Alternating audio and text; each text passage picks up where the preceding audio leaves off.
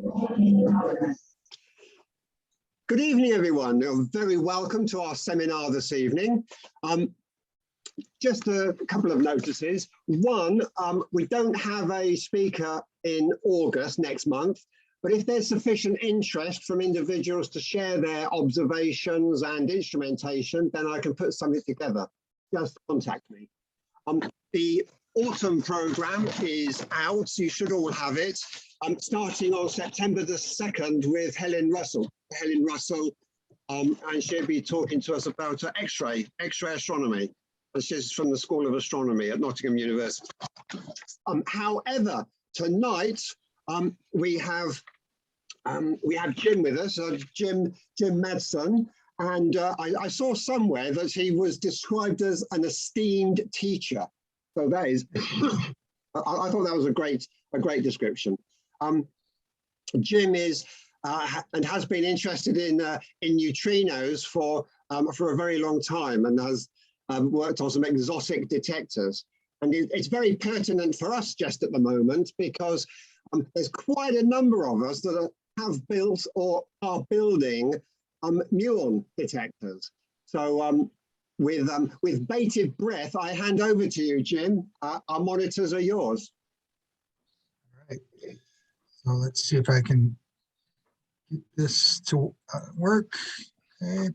Yeah, it's looking good. All right, and let's see.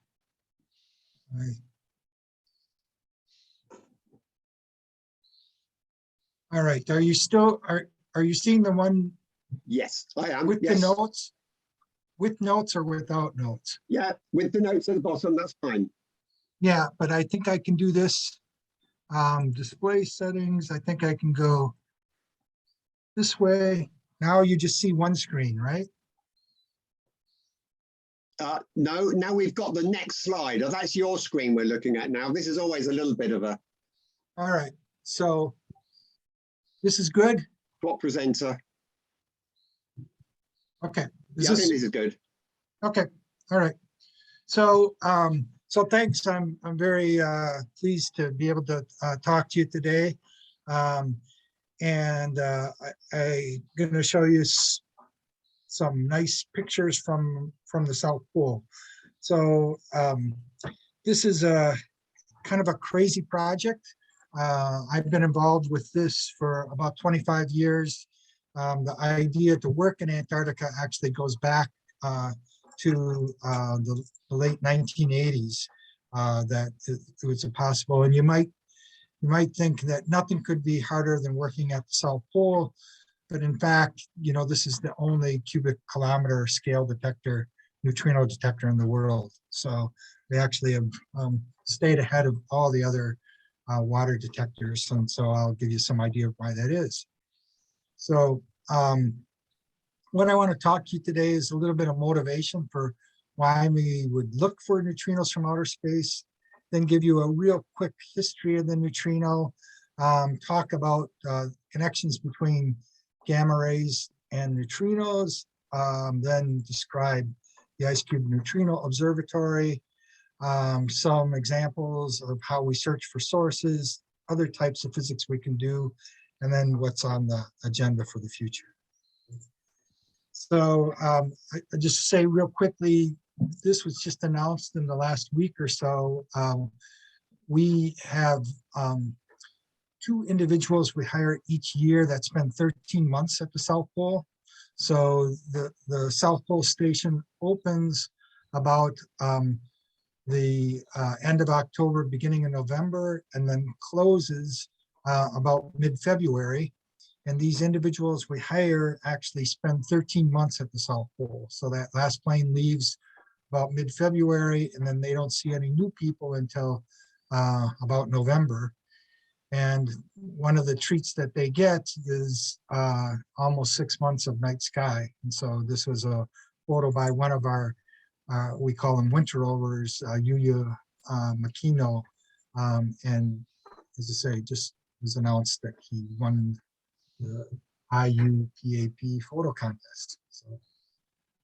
So the amazing thing about that, that's an untouched photo. And so that shows the flag line that goes from the station where people live and some work out to the IceCube laboratory. And the red lights are on there to minimize interference with other telescopes. All right, so the original motivation for building the IceCube Neutrino Observatory was to try to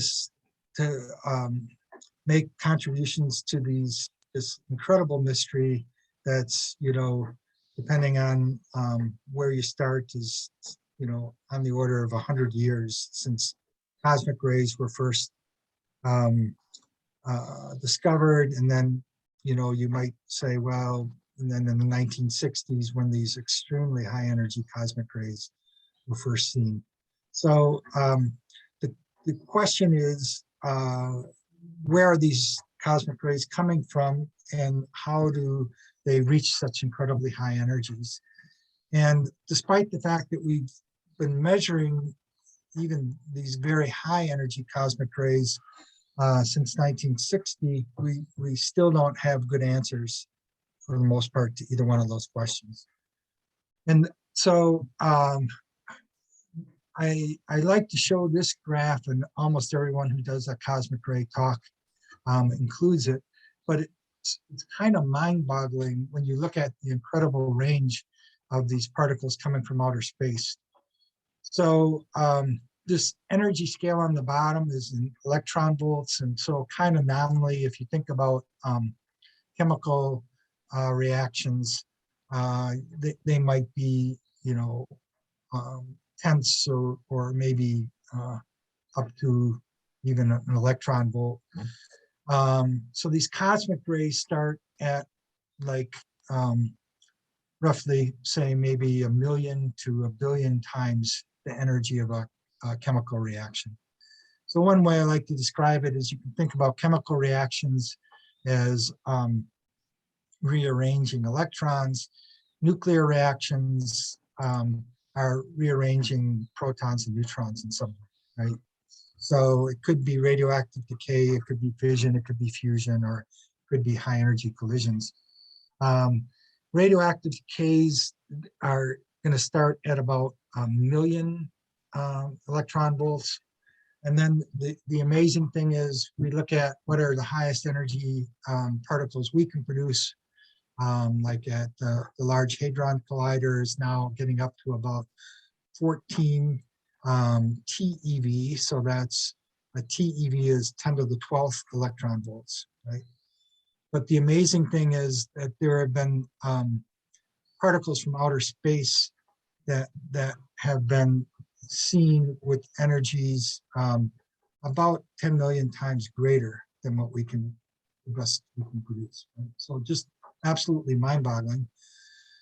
But kind of, like the same way in terms of incomes, and as you get more and more wealth, you have fewer and fewer people that have that wealth, right? So we have these increasingly high energy particles, but we see fewer and fewer of them. So you go from at these lower energies, right? You see, for example, at 10 to the 11th electron volts, something like 1 particle per square meter per second. Okay? So a square meter is something you could launch in space, right? If you saw a particle every second, that would probably be of interest to you. But you see, when we get out to about 100,000 times greater energy, about 10 to the 16th, now we have 1 particle per square meter per year. And so even if you can launch that square meter up in space, sitting around and waiting for 1 event per year, for most people isn't going to be good. So you start to get into a regime where you have to build bigger detectors in order to see enough particles, and that means you're not going to be in space. When you get out to even higher energies, 10 to the 18th or so, 10 to the 19th, now you see we get quite a change where we're talking about 1 particle per square kilometer. So now you got to build a detector that's 1 kilometer by 1 kilometer, and you would see just one event per year.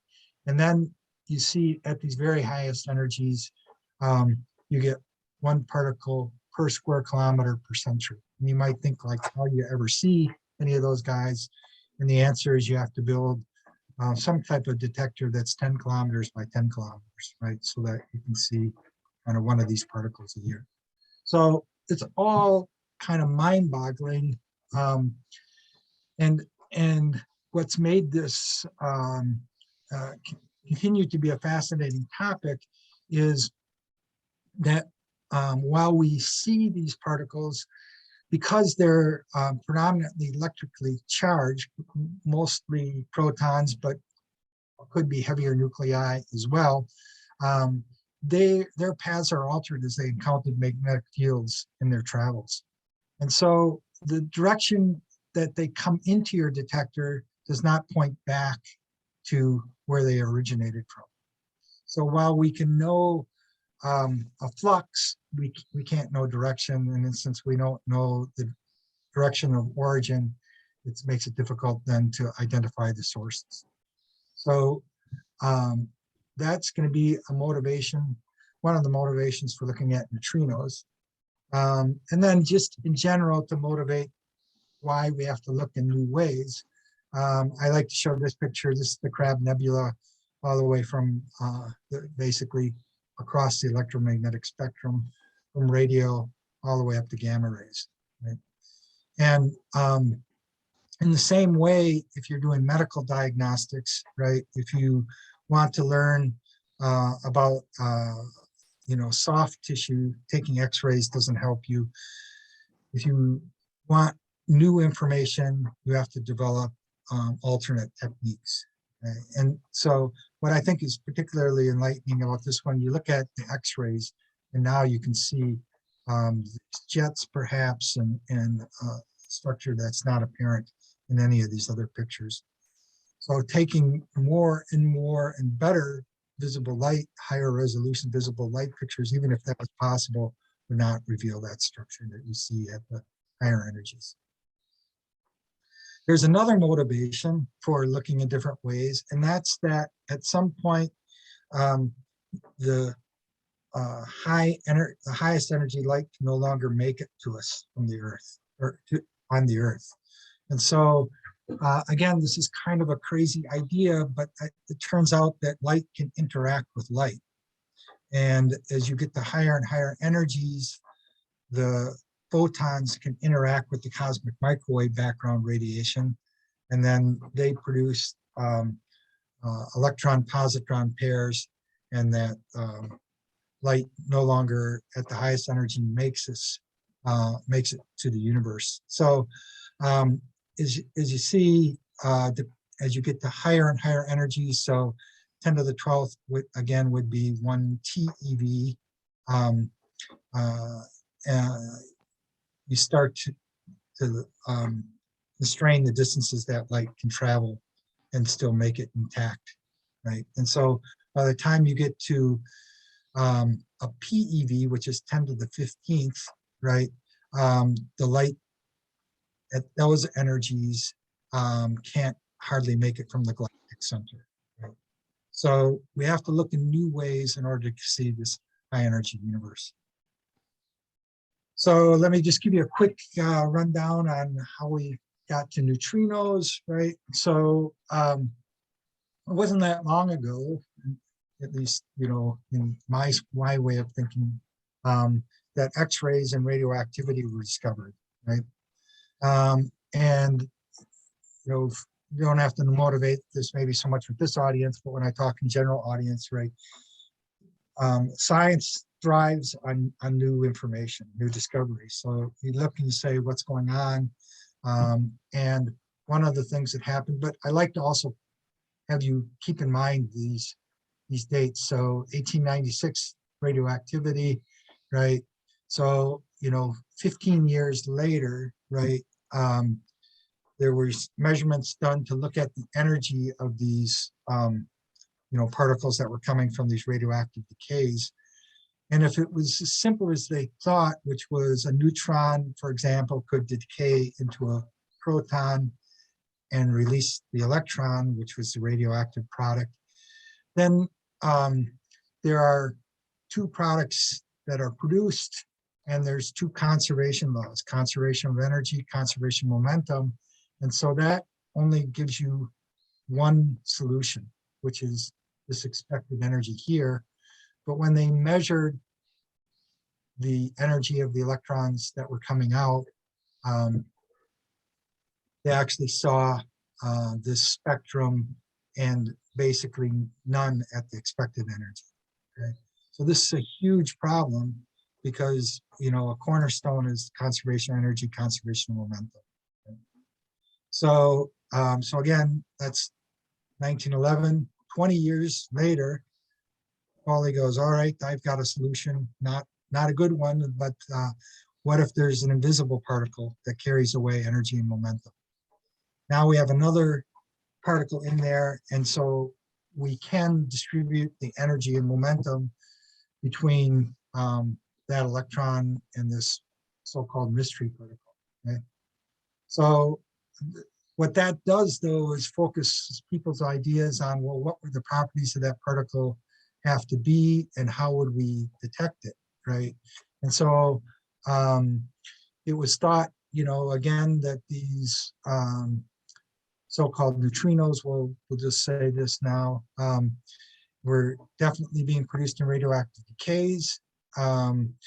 Then as atomic bombs were developed, it was understood that they would also be sources of these neutrinos. To get a radioactive source that was sufficient to measure the neutrinos was going to be difficult. And so Cohn and Reines came up with the idea of putting a detector outside a nuclear reactor. And so in 1956, they saw that, and ultimately Reines got the Nobel Prize in 1995 for that discovery. Once these guys were, you know, in some sense real, it didn't take long before the idea was, hey, they should also be being produced in outer space. We should build a giant detector and look for these guys. And we, instead of doing astronomy with any form of light, you know, from gamma rays all the way down to radio waves, we could look for these other cosmic messengers. And so paper was produced in 1960 by Markov and Pontecorvo. And the only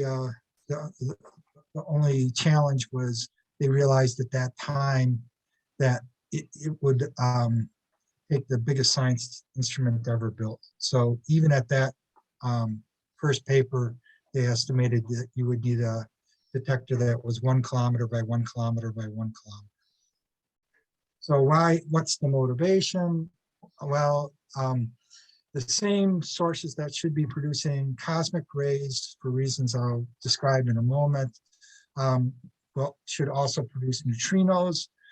The neutrinos that would be produced are electrically neutral, so they would travel in a straight line versus the protons like shown in this cartoon. The neutrinos travel essentially unabsorbed. They track nuclear processes. They would then potentially show us where these cosmic rays are being produced, and could be probing new physics. So that's all the positives. I'm going to talk a little bit more about this opaque universe. And again, the idea is that not only are the cosmic rays, protons, and heavier nuclei problematic for doing astronomy because of the interaction with magnetic fields, but if you get to the very high energy PeV photons, they can only reach us from at most about the center of the galaxy. So we got to look for new messengers, and we're doing neutrinos, we say neutrinos, right? And so here's the idea of why if there's protons, which is, you know, the primary primary cosmic ray, why you will get neutrinos. So the protons can either interact with light or they can interact with other matter. But ultimately what happens in that interaction is you produce a particle called a pion. And the pions will decay and they produce a muon. You mentioned that you're going to have people looking for these muons, so that's interesting there. But you see that pion decays into a muon and a muon neutrino, and then the muon further decays with the lifetime of about 2.2 microseconds into an electron, another electron or a muon neutrino, and an anti electron neutrino. So you get cosmic rays out and neutrinos. If the proton interacts and produces a proton, you get a neutral pion, and then that pion produces gamma rays. So there is a connection between gamma rays and cosmic rays as well, but for the reasons I just described, those very high energy gamma rays won't reach us, and so they're not going to reveal those distant cosmic ray sources, high energies. So why did it take so long? 1960, the IceCube neutrino detector was finished about 50 years later, and still is the only detector of its size. And fundamentally, it comes down to just the size, because you need medium, a transparent medium, basically 1 kilometer by 1 kilometer by 1 kilometer. It has to be free. And so the original idea was to put it in, and it turns out working in the deep water is trickier than you might guess. And so, as I say, it's quite counterintuitive. You think like I couldn't find a harder place to work than the South Pole, but it turns out working in deep ocean or the deep sea is tricky. And so we won. We got ours built, right? So what did we do? The ice at the South Pole is about almost 3,000 meters thick, and we used hot water to make holes about 60 centimeters in diameter and 2,450 meters deep. Okay? And then we, and this picture here actually is showing the drill hose. So hot water was shot down one hose, and then return water was pumped out and went through this whole station here. This what's shown here is actually the drill tower, and then in the background you can see the heating plant. So 5 megawatts of basically car wash heaters modified to run on jet fuel. Okay?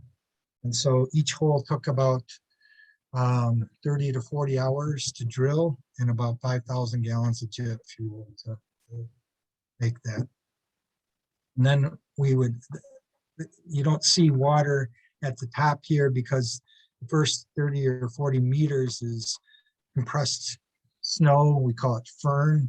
And so it doesn't hold the water, but once you hit the solid ice, then that hole stays full of water, and you pull the drill out, and then you lower a cable down, attaching a light sensor about the size of a soccer ball every 17 meters. Okay? So 60 of those times 17 gives you a kilometer roughly of distance that's instrumented from 1,450 meters, 2,450 meters. That starting distance was selected because that's where the ice starts to get clear, very clear. And then 2,450 meters was kind of a safe depth to ensure that everything was going to stay intact. We were reasonably confident. Our understanding was that the ice is actually pinned on the land underneath. And then the surface, we know it moves about 10 or 11 meters a year. So the good news is down to about 2,450 meters anyhow, it's all moving as one big chunk. So everything stays intact. It's difficult to get the scale, but I have a little picture later that'll give you an idea of how big this is. But the distance from one pole vertically to the next is 125 meters.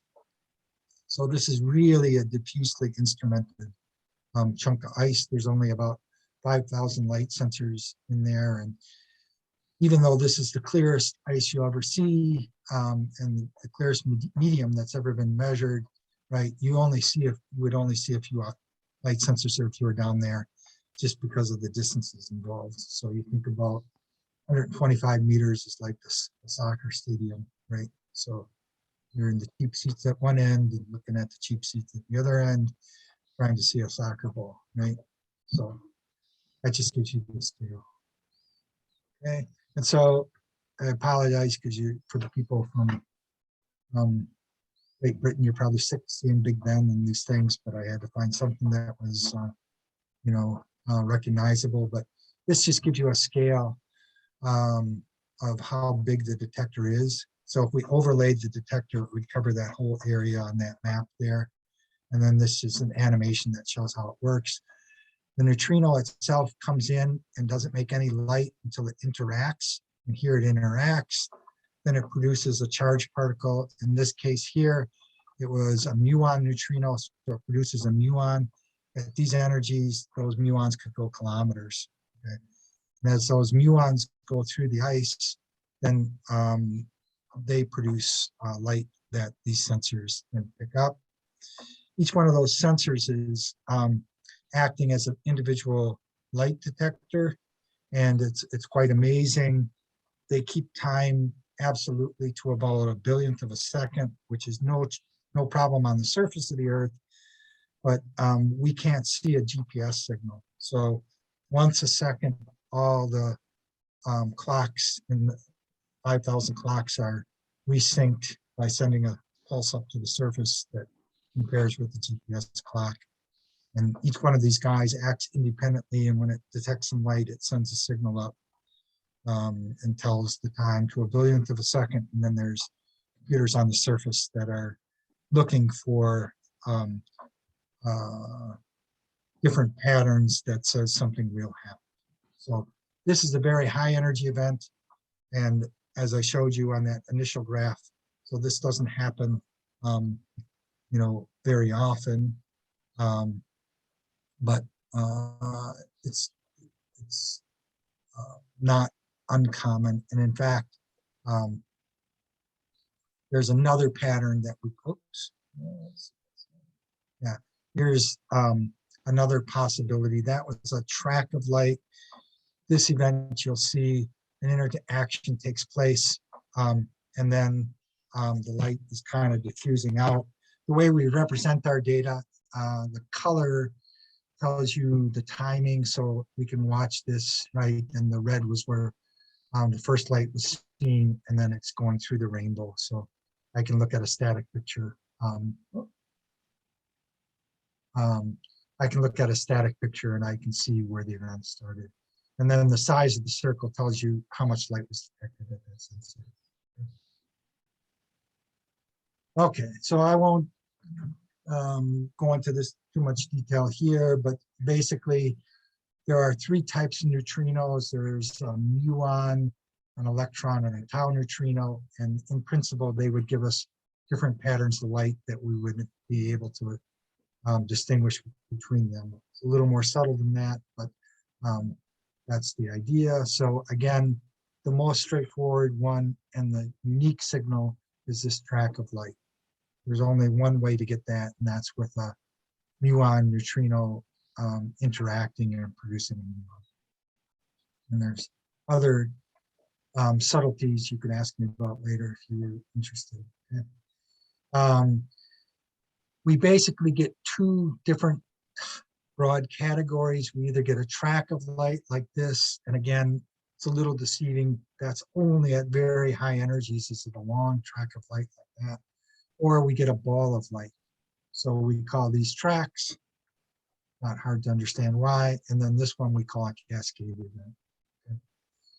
The tracks have good pointing resolution to, less than a degree to a few degrees, depending on the energy.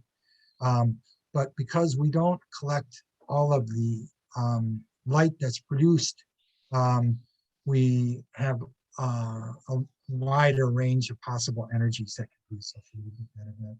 On the other hand, the cascades, we see they're mostly contained, so we get a much better energy resolution, but more difficult to determine which direction, because there's the first approximation spherical. So again, just some propaganda then, neutrinos can help us because they're neutral and they point back to the source. They're weakly interacting, so they mostly make it intact, even as they cross the universe. They retain the information from when they are being produced, and they are definitive signal that protons have been involved. So now let me just give you an idea of all the crazy things that are going on. As I said, while the neutrino events are rare, the cosmic rays are not, and they're hitting the Earth's atmosphere and producing muons. And at these energies, these muons can make it from the top of the atmosphere all the way down into the ice. Now, we use kind of a funny convention where we take up and down as defined by somebody standing at the South Pole. So in case I slip into this and start talking about this, the downgoing event would be going into the Earth from the southern hemisphere, and an upgoing event would appear to have come from the center of the Earth and gone out. Okay? So almost 2,600 times a second, we see a downgoing event from, and that's almost for sure was a cosmic ray interacted in the atmosphere in the southern hemisphere and produced a muon that made it into the detector. Okay? So that means we see 100 billion events in a year. Okay? About every 4 minutes, we see an event that came from inside the Earth, apparently, and goes outward through the detector. So that's an upgoing event. The only way we know a particle could get through the Earth is if it's a neutrino. So that's one signature. As crazy as it seems, we use the Earth as a filter and look through the Earth to find the neutrinos. So we call those atmospheric neutrinos, because they were neutrinos that were produced predominantly by cosmic ray interactions that through that process I described earlier, produce a pion, the pion decays and produces a neutrino. Those neutrinos make it to the detector at the South Pole. A few times a month, we see a very high energy neutrino that could not have been produced by a cosmic ray interaction in the Earth's atmosphere. So those are called astrophysical neutrinos.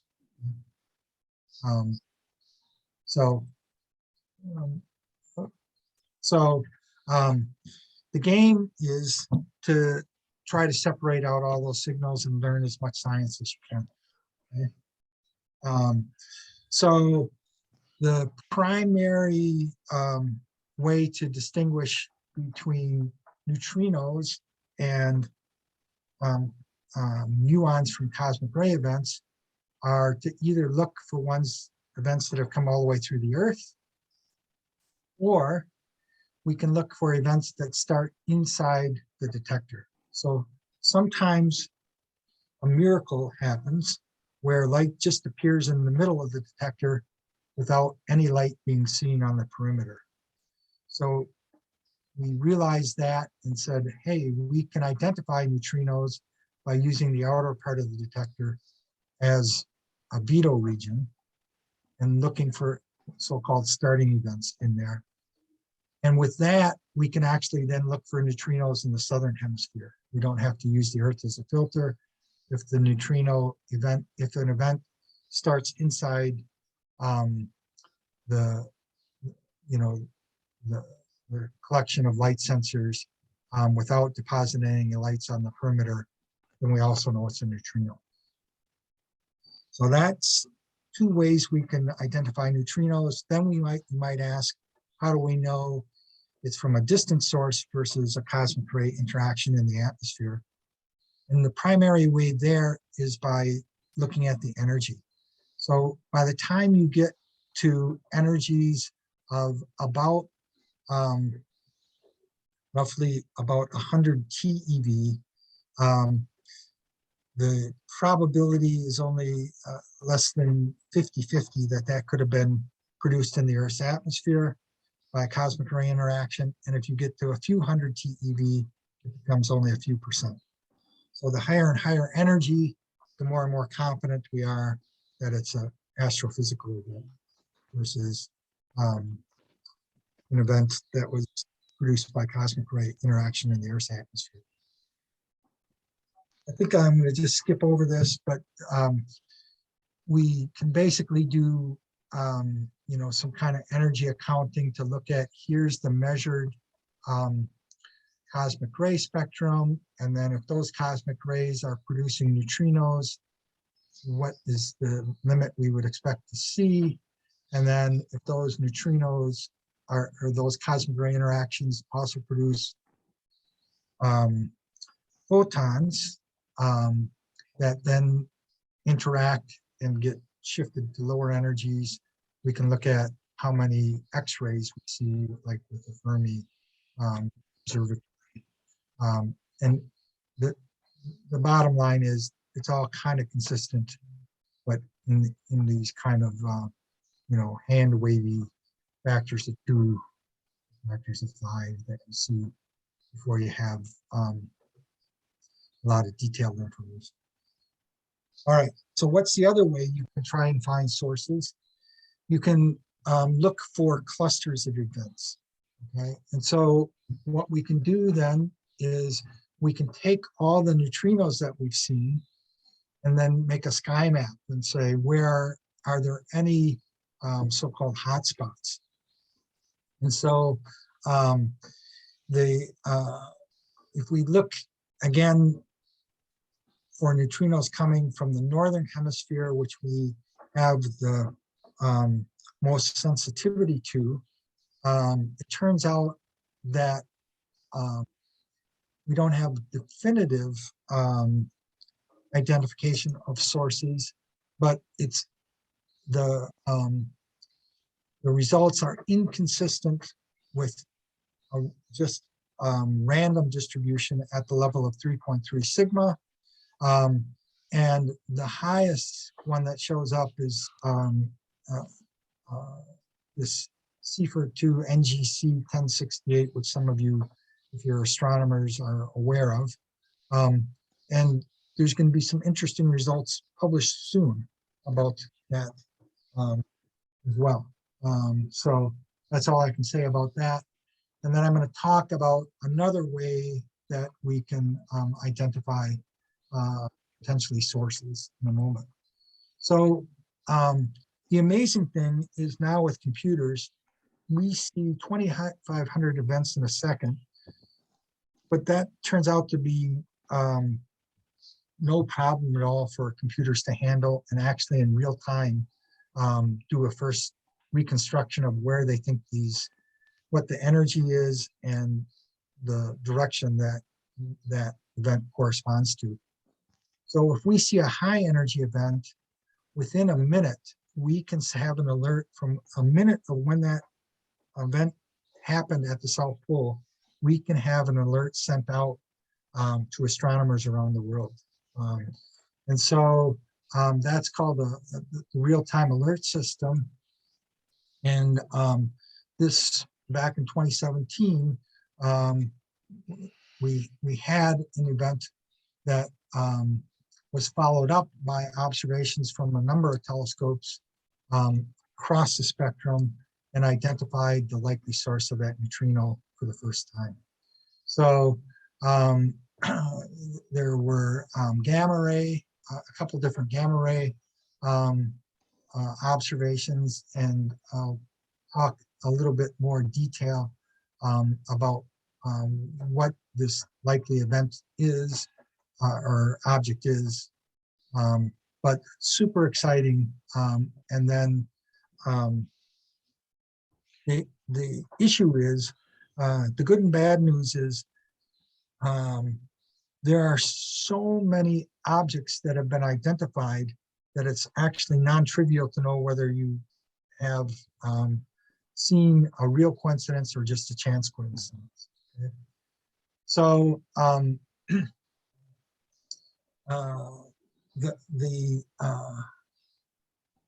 even though this was a rare event, by the time we took into account that there were potentially 51 other observations like this, the significance was only about 3 sigma on this.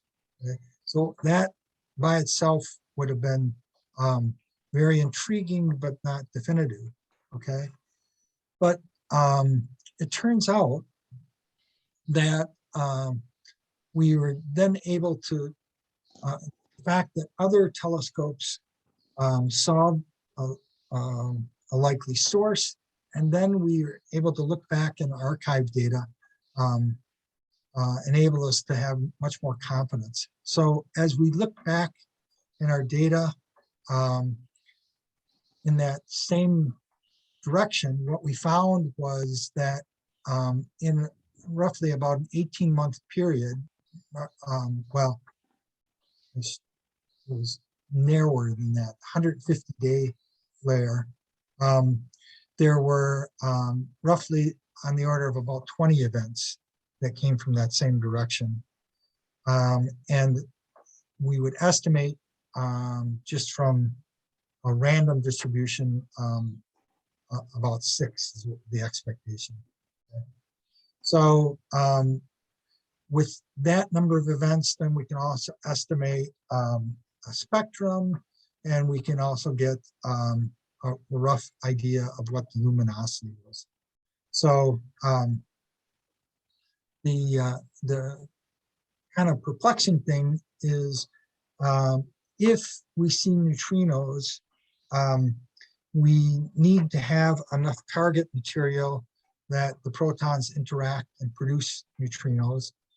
And if there's enough target material to do that, we wouldn't necessarily expect to see gamma rays. So it's still perplexing how we reconcile those things, but we're quite confident that this was the source that produced that neutrino. So I won't go into this other than to say, radio, it's looking like might be an important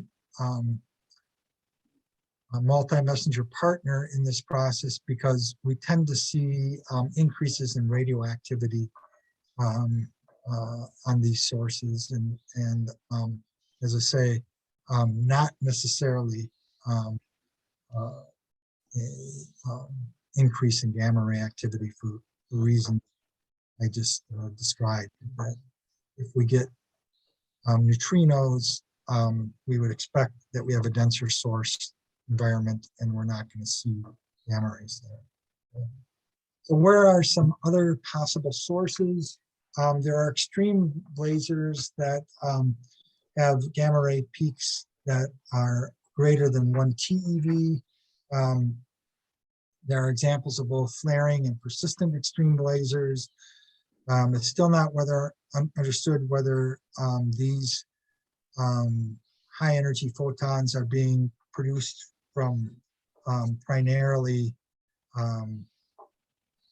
like sources that are electron rich, or whether they are produced by sources that are also producing cosmic rays. So we call those hadronic, right?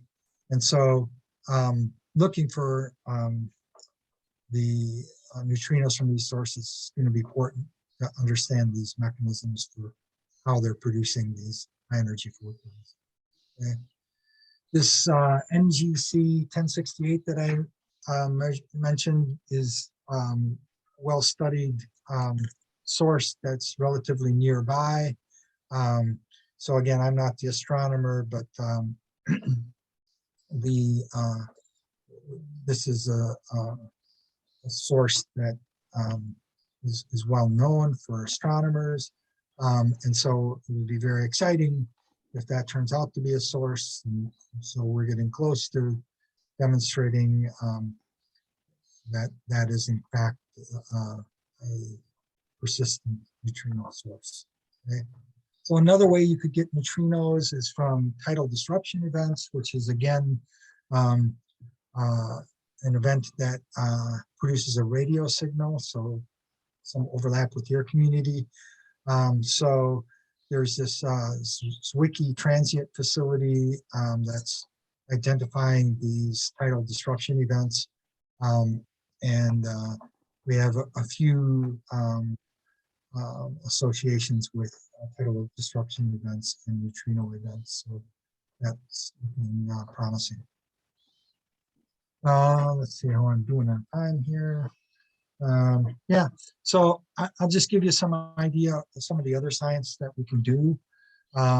Because again, I think what's neat is it isn't a single purpose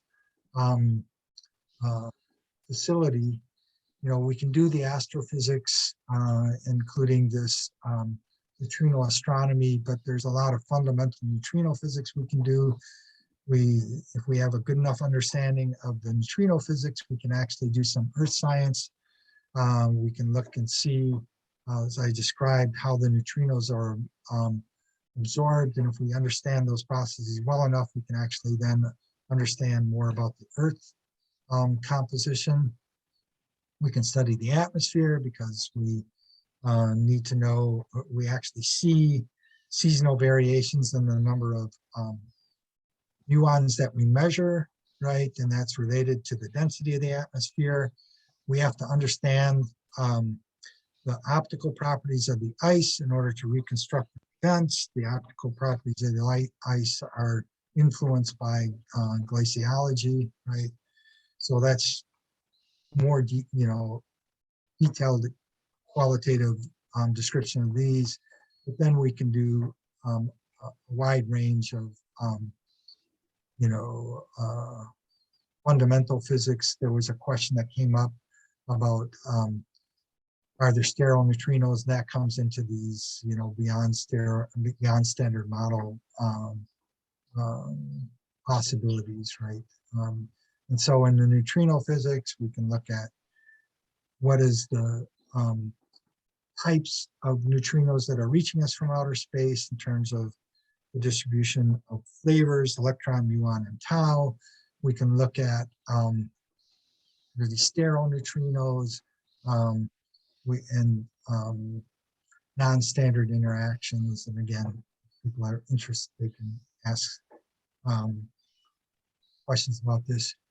When we initially were designing the IceCube Neutrino Observatory, we did not believe that we would be able to do neutrino oscillations because those signals, that phenomena is probably important at lower energies than the original design. But about halfway through the construction, people became convinced that we'd be able to do this. And so we actually put in 8 strings in closer together. And what that does is, and with also closer vertical spacing, and that lowers the energy threshold, enabling us to measure lower energy neutrinos, opening up the possibility of seeing these neutrino oscillations. And it's quite dramatic. So don't worry about the scale here because it is an important thing in this picture, in this graph. But the orange red line here is the prediction if there were no oscillations. And then the black is the actual data that we measure. and you can see by eye, not good agreement at all. And if you account for these neutrinos changing from one type to another as they go through the Earth, you see you can get that agreement back between the data and the theory. So I'll explain a little bit more about what's going on there. But basically, what's important for these oscillations effects are two things. It's the energy and then the distance that the neutrinos traveled, and then to some extent also the matter it goes through. So predominantly when the cosmic ray interacts in the Earth's atmosphere, it produces muon neutrinos. Okay, there's like about a factor of 10 or more reduction of in flux. So there are some electron neutrinos that are produced, but basically no tau neutrinos in those atmosphere, in those interactions in the atmosphere. And then what happens is when we measure we measure the types and energies of the events that we see in the ice at the South Pole. As I showed you on that graph before, there's a deficit. We're missing some of those guys. And the reason why we're missing those is what I was plotting there was the number of muon neutrinos. And some of those muon neutrinos have morphed into predominantly tau neutrinos, which have a different signal in the detector. So again, I can give you more details about this if you're interested, but trust me, we're able to distinguish between these different types of neutrinos and then able to do physics with that. And so this is more realistic. I was showing you at the beginning these very high energy events. For these low energy events, you see it's the number of detectors that are see light is just on a few more closely spaced sensors. And so it's more challenging to get the direction, and but the energy we get fairly well because they're contained. But if it's a cascade event like this, it's really it's much more of a challenge, right? So, but this is an example where machine learning has really made a big difference. So you can train computer neural nets to look for these patterns, and they get quite good at it. This one, again, I won't go into detail, but basically, there was a question about which of the neutrinos is the heaviest, and that's still an open question. There are 3 neutrinos flavors and 3 corresponding mass states. What we know is 2 of the mass states are closer together and then one's further apart. And one possibility is the 2 that are closer together could be the 2 lightest ones. That's called the so-called normal ordering, or it's possible that could be inverted, where the 2 mass states that are closest together are the heaviest, and then the one that's more separated is the lightest guy. But we don't have the sensitivity to answer that question yet. I'll tell you in a little bit about what we're hoping to do in order to answer that question. What we can do is measure these parameters that tell you about how the neutrinos change from one type to another. And the exciting thing from our perspective is we can basically do these measurements competitive to single purpose experiments that were done for this. So, somewhat provocatively, we say we do this for free. Right? We built this detector to look for high energy neutrinos, and now we can do neutrino oscillations, right, But of course, it takes a lot of people power in order to get that out. So it isn't quite free, but it's not, doesn't require a separate detector. The other kind of crazy thing is, you know, we always say the neutrinos can go through anything, but it turns out the higher and higher the energy of the neutrino, the easier and easier it is to stop, contrary to other things you think of, right? So what happens is, as you start to get higher and higher in energy, the Earth actually becomes opaque, right? And by the time you get up to 10 to the 6th, which is 1 PeV, right, you see that we actually can't make it all the way through the Earth. Right? So we actually can only see neutrinos at that energy that are coming either horizontally or coming in from the southern hemisphere. But what we can do is look at those results, and we can then measure what we call the neutrino cross-section, right? So we can learn about the properties of the neutrinos by looking at, as a function of energy, and then path, we can then get a handle on how likely those neutrinos are to interact. And so, again, I won't go into detail about this, but we are able then to extract with a lot of uncertainty what that so-called neutrino cross-section is at very high energies. This is another neat result that just came out within the last year. The way I usually talk about the neutrinos interacting is an electron or a neutrino interacts with a proton or a neutron, and there's a particle called a W or a Z boson that's produced. It's what we call a virtual particle, and then the corresponding partner particle. If it's an electron neutrino, an electron is produced. If it's a muon neutrino, a muon is produced, and so forth. But it turns out in 1960, Sheldon Glashow, who went on to get a Nobel Prize for a different work that he did, predicted that a anti-electron neutrino of sufficient energy could interact with an electron and directly produce a real one of these W bosons. And so the only problem was it was this very high energy neutrino was needed, which was way, way above anything people thought would be produced and still cannot be produced in a laboratory or in an accelerator, right?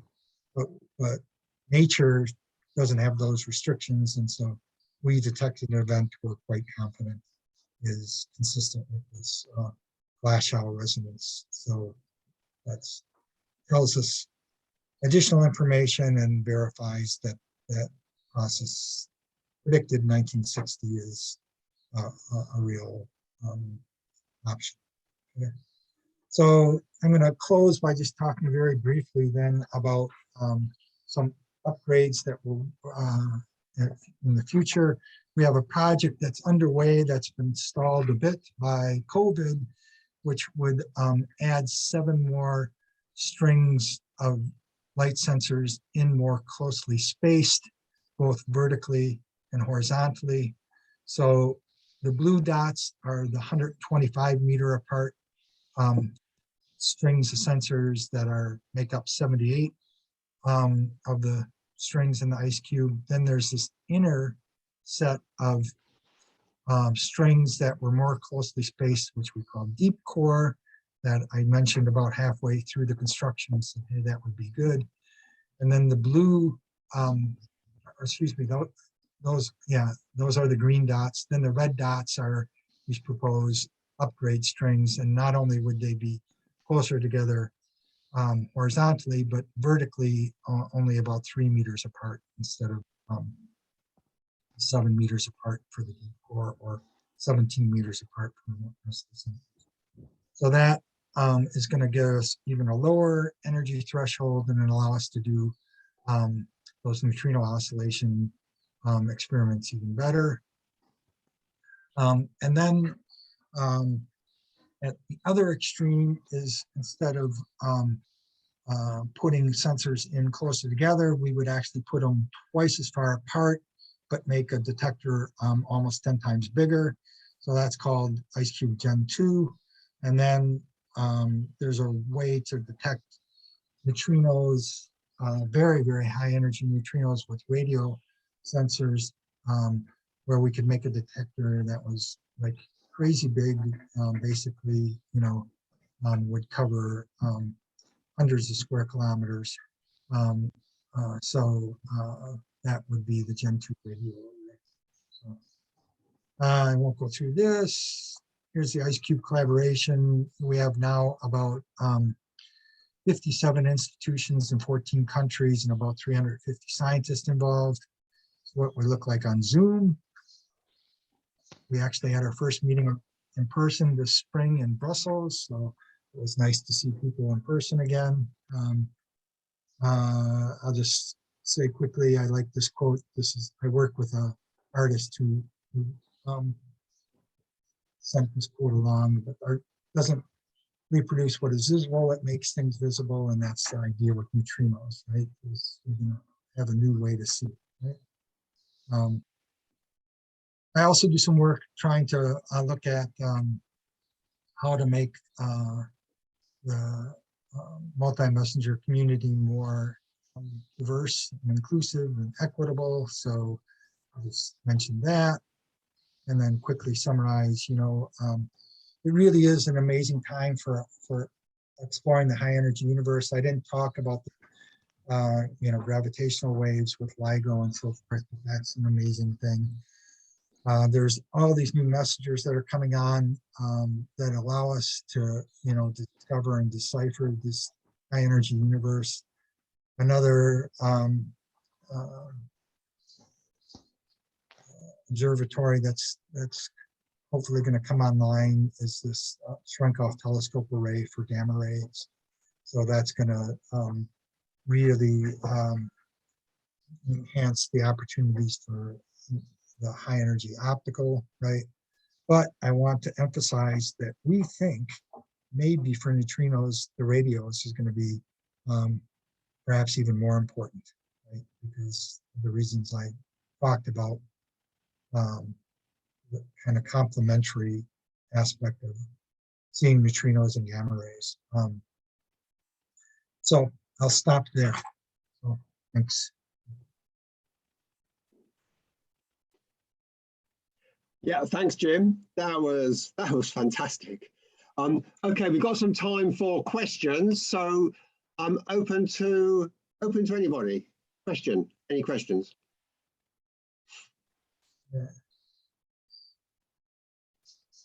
Yeah, could you go into just a little bit more detail as to how the neutrino energy correlates with your detection signal? I presume you're using photomultiplier tubes for your long flash detectors. So is that an intensity of the flash that correlates with the neutrino energy, or some other spectral response?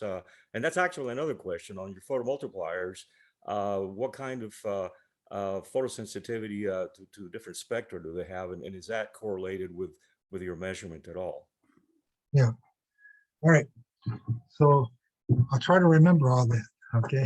So here's, yeah, no worries. Great questions. So what we're measuring is primarily what we call shrink-off radiation. So we're measuring, there are when the neutrino interacts, there is a basically like a catastrophic event where the nucleus is blown apart. And so then, but there are high energy particles that are produced. Those high energy particles then are traveling faster uh, electrically charged particles are traveling faster than actually light travels in the ice, and so then they radiate versus this shrink off radiation. And then there's, you know, some other mechanisms. But that shrink off radiation actually goes into the, you know, into the ultraviolet, but the ultraviolet doesn't get through the glass, right? And that we have to have around the photomultiplier tube in order for it to withstand the huge pressures when the water refreezes, right? So if we could, and we've looking at this, we would like to have a detector that could measure even into the ultraviolet, because there is a few more photons out there, right? But we measure basically in the blue, right? And we don't do any spectral, there's not spectral information in that light that we see. And overwhelmingly, what we see is one photon, right? Like 95% of the time, we see one photon, right? So most of the light that we see is not those real big bright things that I showed you, but a few photons here, right in the sensor. So then what you know, the game is you have to do a complete simulation, right? So you have to simulate, here's a neutrino that interacts, that produces these secondary particles. Then we have to say, how do those secondary particles produce light in the ice? Then how does that light in the ice propagate? And then what is the response of our light sensors? And then we use all those from those simulations. We say we know what the energy was of the neutrino, and then we can then train either analytically or with these neural nets to look at this pattern on an amount of light to infer back what the neutrino energy is. So it is not a spectral response. It's mostly photon counting, right? And then you know, and then it turns out the ice is much more complicated optically than we would like. So the clarity of the ice varies with depth. There are regions that have slightly more dust than other regions, and those are tipped 50 meters across 1 kilometer.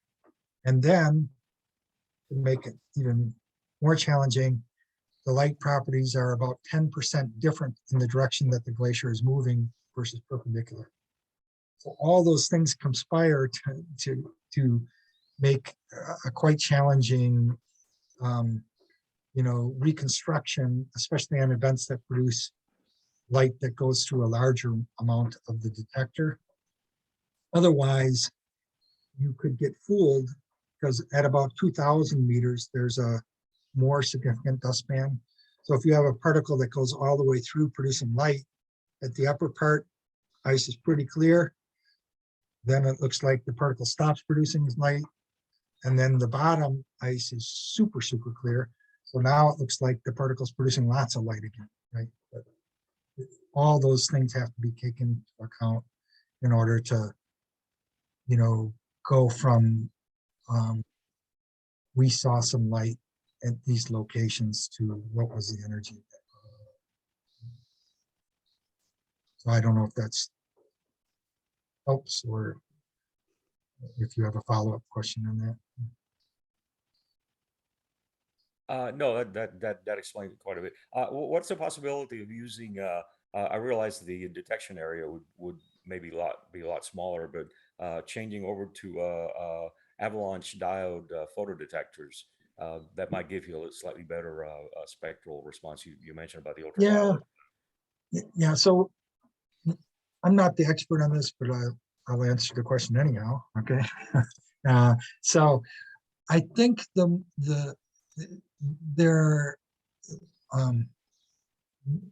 the approach that we're looking at is wavelength shifting materials, right?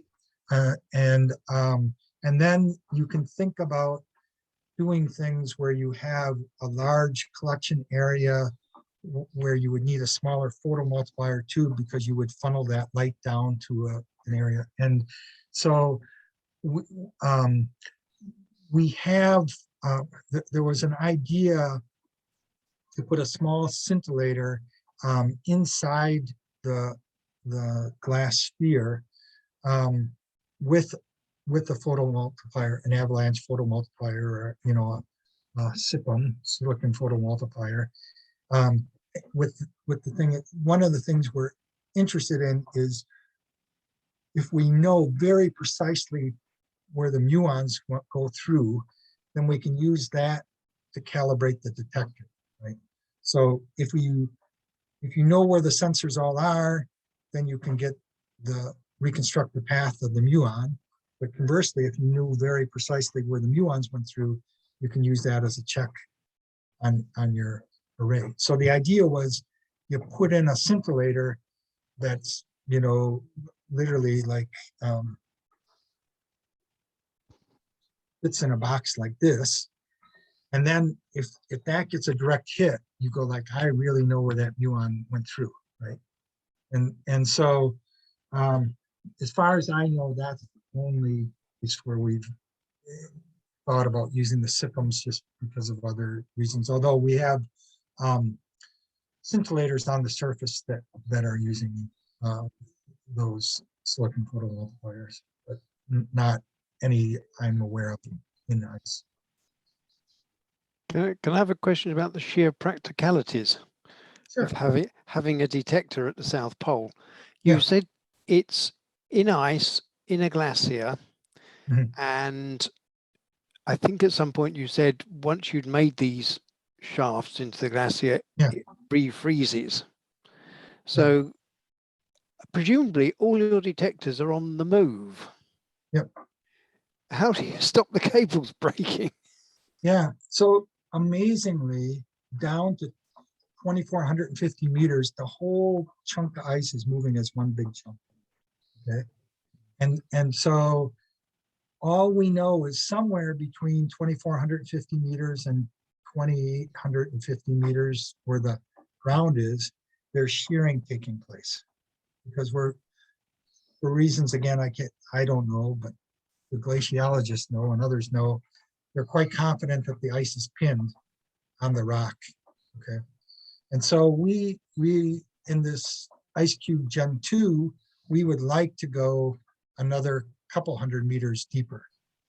And we are pretty sure that shearing will not be happening at a rate that's going to be problematic, but we don't know for sure. So there is some depth where the shearing definitely has taken place, right? And if you tried to put a cable with sensors in that region, at some point it would break, right? But the 2,450 meters, we've had sensors in the ice in that region for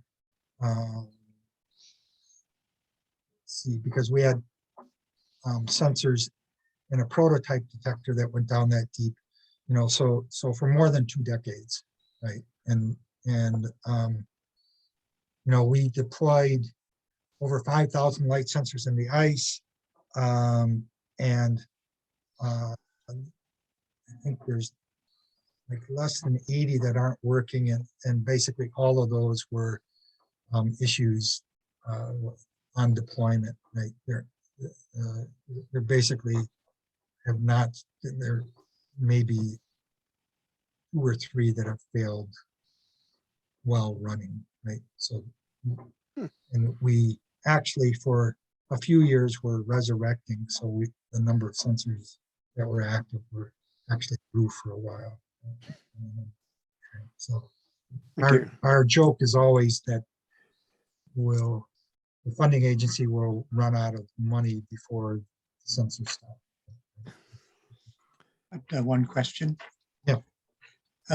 Jim, maybe I missed it in your talk, but does the IceCube experiment shed any light on the sterile neutrino debate? Yeah, so here's how the game goes, right? Is once you understand the oscillations sufficiently, then you can look for deviations from the expectations from the oscillations, right? And so what happens with these experiments that have suggested that there could be sterile neutrinos is the number of events they see is not explainable by even incorporating oscillations. And so one way to address that is to say there aren't just 3 neutrinos, there are additional flavors. And the sterile neutrino is basically, it is a neutrino flavor that doesn't just interact again, right? And so, and you know, there can be diabolical things where those appearances could be energy dependent. And so, you know, we probe a different energy range than the experiments that are outside a nuclear reactor, or even outside like a beam that you would produce from a Large Hadron Collider or from Fermilab, for example. So, you know, our lower limit is, you know, just under optimistically a few GeV, right? And that's really the above what is going to be, it's well above what's going to be produced in a nuclear reactor, right? And it's at the upper end of what you're going to produce, you know, in an accelerator, because you have to accelerate the protons to that, and then you get less energy actually in the neutrino, right? So even if you can get the proton up to 10 TeV, you have to smash it, right? And then you have some energy loss there, and then you get the pion that's produced, then the pion decays, and not all that energy goes into the neutrino. So you don't get 100% of the energy that you start off at.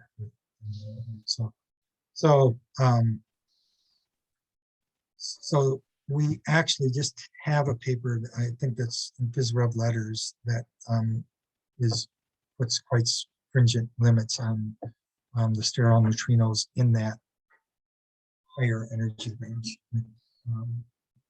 Thank you. Thank you very much. Yep. I have a question, Jim. Yeah. Have there been any correlations between your observations and the guys doing fast radio burst observations or fast gamma ray burst observations? Yeah, we look for those, right? Those correlations, and so far we do not see any neutrinos associated with the fast radio burst. You know, the one that I would have lost my shirt on is I would have bet our first source would have been a gamma ray burst, right? And we have looked every which way to try and get some association with gamma ray bursts, but there's no, to date, we have no evidence that there are neutrinos associated with gamma ray bursts. And the fast radio burst, the same thing. There's, you know, we can put limits based on how sensitive our detector is and so forth, but have not seen any signal.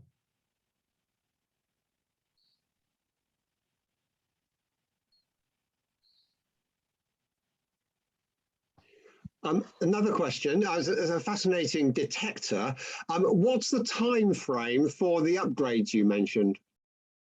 Yeah, so if there wasn't COVID, we would have been deploying the instruments this upcoming season.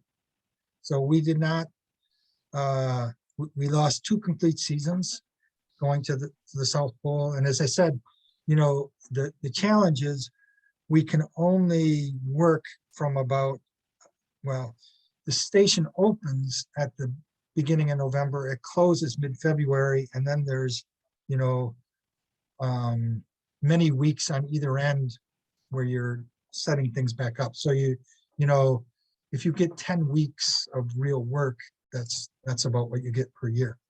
So so now our best guess is that project will be, the upgrade project will be delayed 3 years. So we would be deploying instrumentation not in the 22-23 season, but in the 25-26, you know, because we work during the southern summer, so it crosses the calendar year up here. And then the IceCube Gen 2, which is I didn't talk in detail, but that would be like adding 120, not 7 more strings, but 120, right? And drilling over a wide range. That's probably, you know, an optimistic start would be later in 2020, you know, in the 2020s. So, you know, 2026, 2027 is the most optimistic, I would say.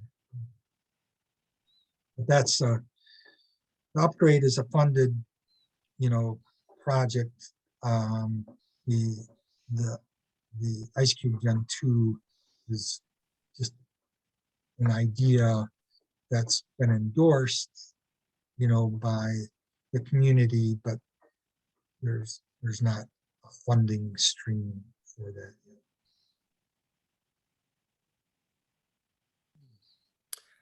You mentioned that that it appears that 2 of the flavors seem to cluster in mass. Have those been identified? Yeah. So it's a little confusing because the way there are descriptors called flavor, and then there are descriptors that are the mass states, right? So the quantum states are there. So there's not a 1-to-1 correlation between mass states and flavor states. So what's been identified in is you can measure the square of the difference in the masses, right? And so as a consequence, what you lose some information, right? You don't know which one's the heavier because the sign is lost in terms of that. All you know is that it's like that, you know, the absolute value, but you don't know which is bigger or smaller.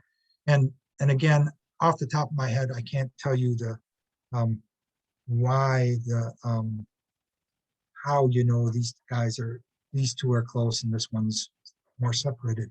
But one of the crazy things is a crazy trivia you can pass along to others, right? Is there are so many neutrinos, and even though they have almost no mass, and this is also, I'm going to be honest, this is just because there's so many galaxies that you can make a statement like this. But so there's 2 possibilities. You could have the 2 lighter states be closer together and then the heavier state up above, or you could have it inverted. If it's inverted, the total amount of mass in the universe is like there's a whole nother galaxy, right? So kind of mind-boggling. There's just, even though the neutrino mass is next to nothing, there's so many that it's basically that difference in those 2 scenarios is equivalent to there was a whole nother galaxy in the universe.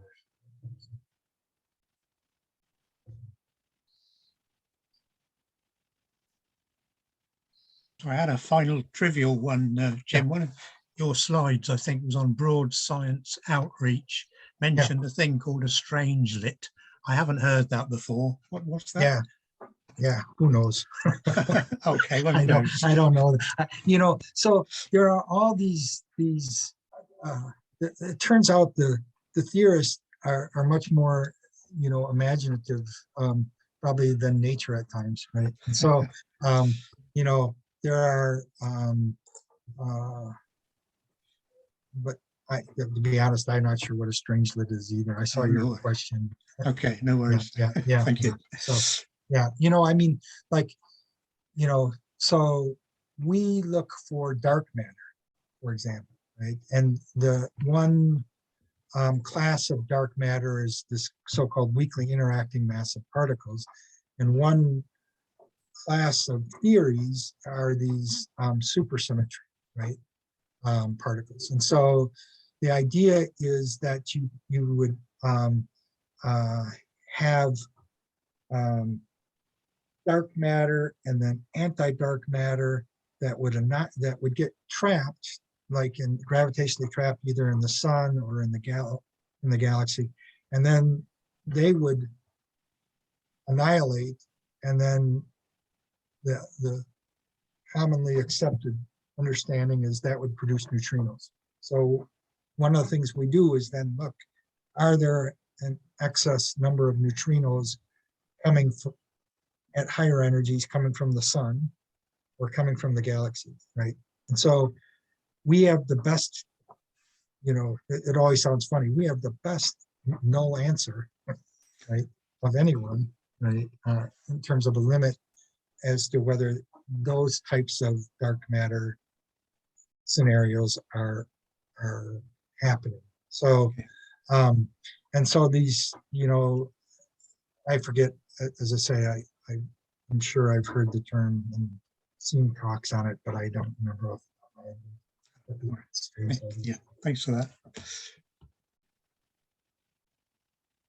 I just want a brief clarification. You mentioned Pauli as having sort of conceptualized the neutrino. I thought it was my understanding that Fermi was actually the one that coined the name. Is that correct? Yeah, and so so Pauli introduced the idea, but I think he actually called it a neutron, right? And then, you know, the neutrino is the Italian diminutive of for little neutral one, right? And so, but the actual idea that there was an invisible particle was Pauli, and then Fermi came up with the first, you know, phenomenological model that enabled people to make progress on how would you detect these and what were these properties. So, but yeah, Fermi was the little neutral one, I believe. There's a question from the chat. Sajid is asking for a little more detail about the timing. Yeah. So that turned out to be, you know, one of the big challenges. As I say, like now with GPS satellites, anything you can get a signal from a GPS, even 10 to the minus 12 is not, it's a challenge for me, but for people that know how to do this stuff, it's not a challenge, right? So our, and I can, again, talk at a high level, I can't really give you a real technical details, but basically we have quartz oscillators that are running at kind of megahertz things, right? That can keep the time on the order of a microsecond reliably. But the problem is we need time absolute on basically a nanosecond. So what was devised was an approach where, as I say, once a second, there's a signal that's sent to the surface that compares to the GPS clock on the surface, and then resets all the clocks to keep them.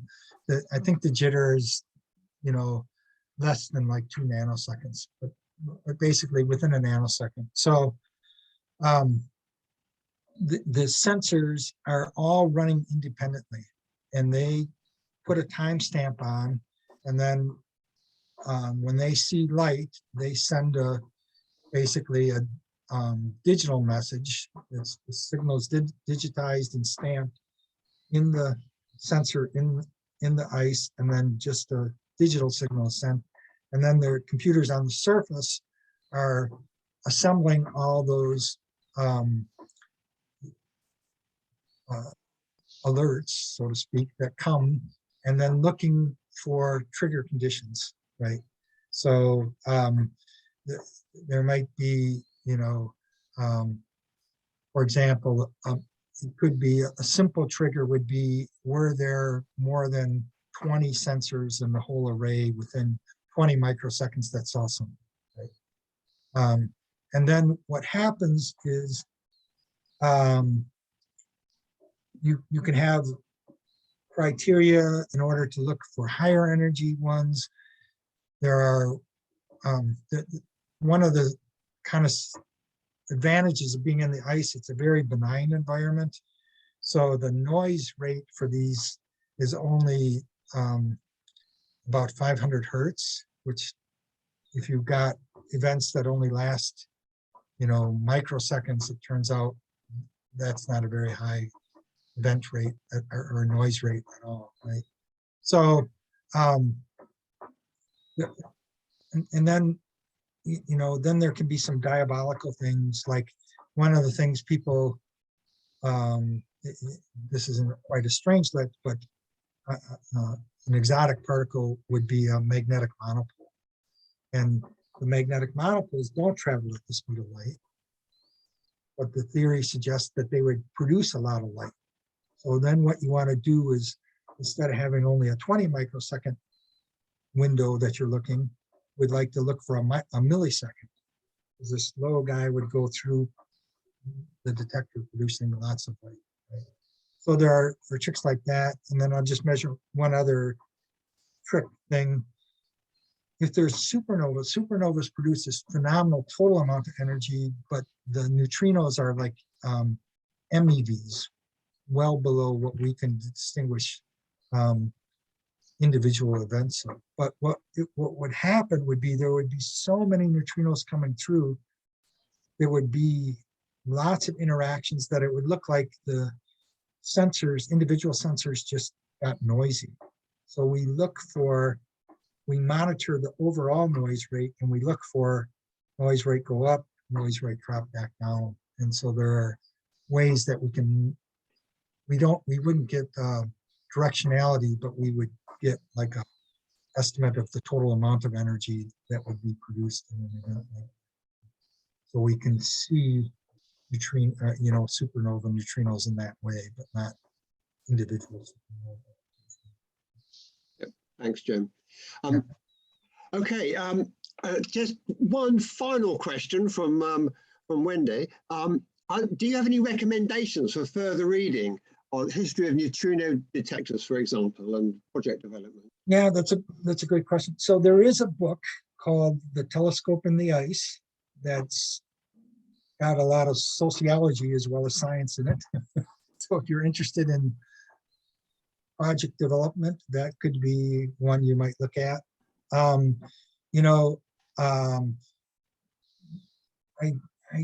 trying to remember what the name of the book is, but Christian Spearing, who's a colleague, just produced a book on neutrino telescopes. And I'm blanking out the name, but you could look for that one. We have some resources on our web page, so you can Google IceCube, and if you'll either get the wrapper first or us first or second, and you'll get there. But if you do IceCube and neutrinos, then you'll get us, right?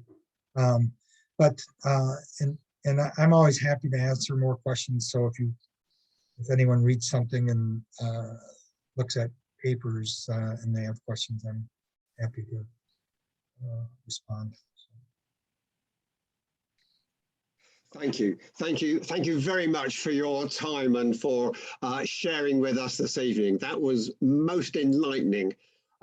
Yeah, you are an esteemed teacher. I can affirm the comments that I noted earlier. Thank you very much. In the old days, we'd be jumping up and down and stamping our feet and clapping in appreciation. But yeah, thank you very much. Anyway. Yeah, it is. it is still difficult for me to talk for an hour straight into a screen. So I really appreciate being able to see your faces at the end. Yeah, you managed it very well, I have to say, Jim. Thank you. All right. Good Good night. evening, Good night, everyone. everyone. Thanks for your attention. Yeah.